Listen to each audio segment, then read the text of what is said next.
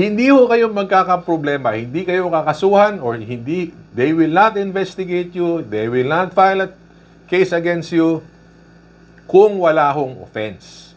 So, importante na maintindihan natin yung categories ng offenses. Okay? So, eto yon. Now, just a little background. Okay? Eto. Yung PhilHealth Republic Act yan, 78-75. Okay? If basahin ninyo yung IRR, if napakagulo. Okay? Nilatag lang doon yung mga offenses. Good enough when Republic Act 11223, ito yung Universal Healthcare, inayos nila. Okay? Inayos nila yung offenses. So medyo maganda na ang pagkagawa. Okay? Hindi nung tulad dati. So now, it's categorized into three things. You have the fraudulent act, the unethical, and the abuse of authority.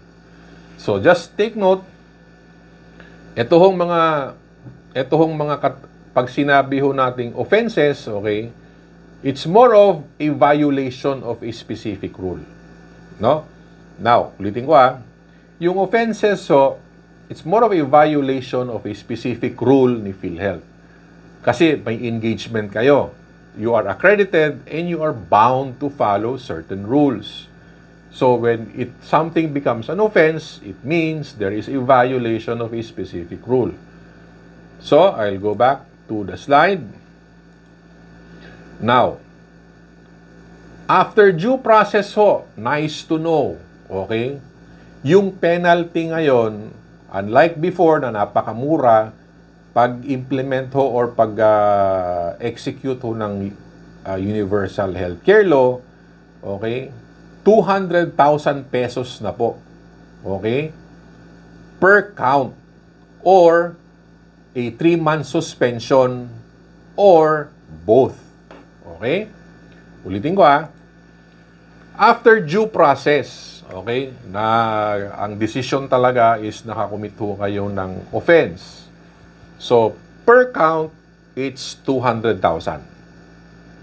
Or a 3-month suspension.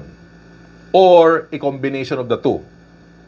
Or may adjustment sa isa. So, yan yun. It's 200. Before ho, napakababa lang na yan. Depende. So, first offense, second offense, third offense, dyan lang to 10,000 to 50,000. Okay? Per count. So ngayon ho, 200,000 na. Yan ho ay nakasulat na sa batas. Okay? But then again, meron mga and or yan. So, again, wag ho kayo matakot. Kasi kapag alam ho ninyo yung mga rules ni PhilHealth, there's no need for you to be scared on whatever it is. So, isa-isahin ho natin ano ba yung mga definition ng mga offenses? Okay. Ito ho mga offenses, it would be nice to know also. Na later you will discover, kasi tatlo ho yung category, okay? Tatlo ho yung category ng offenses, and let's briefly go to it, no, one by one. Okay, you will find out yung sa tatlong offenses, yung mga details niyan nag-overlap. Okay, may overlapping, so hindi talaga siya totally absolute. So may overlapping. So, okay lang ho yun. Okay? For purposes of discussion, tingnan natin so that para may idea kayo, para maiwasan ninyo. Okay? So, eto, let's start with the fraudulent act. So, when we say fraudulent act, okay, if you Google it, basically, fraudulent is all about, it's the act of cheating. It's the act of deceiving. So ito ho yung kay PhilHealth, when you cheat me, if you cheat or if you do some deception ho sa claim ninyo or anything related to that, it will be labeled as a fraudulent act. Now, ito hong mga offenses, they are categorized ho. Okay? So may tatlong category.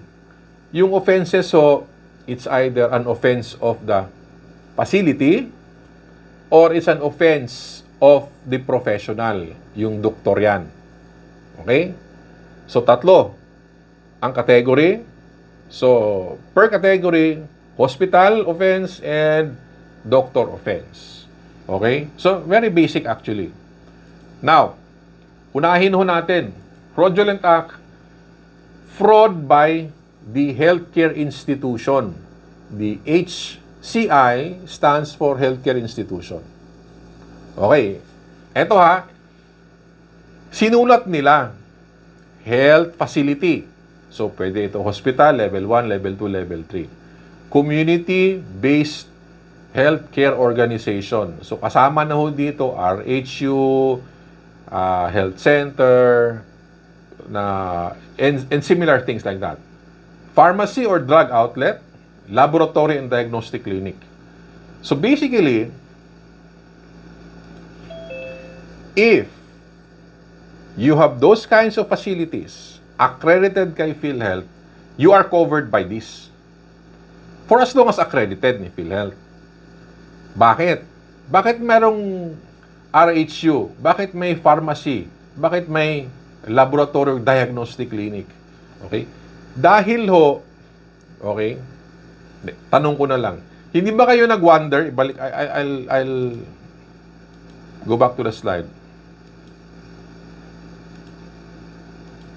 Eto, fraud by HCI, yan ho yung coverage.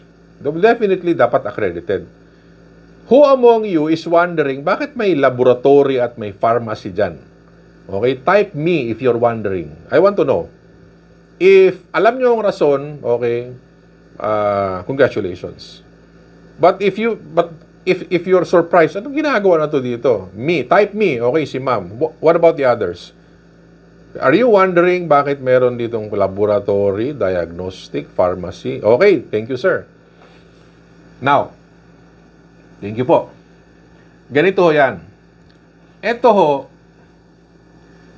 yan ho ang isinulat nila sa UHC law. Nasa Republic Act yan. Why? Kasi ho, nakalatag na yan. Sa UHC law, there's a specific direction already. There is a roadmap already.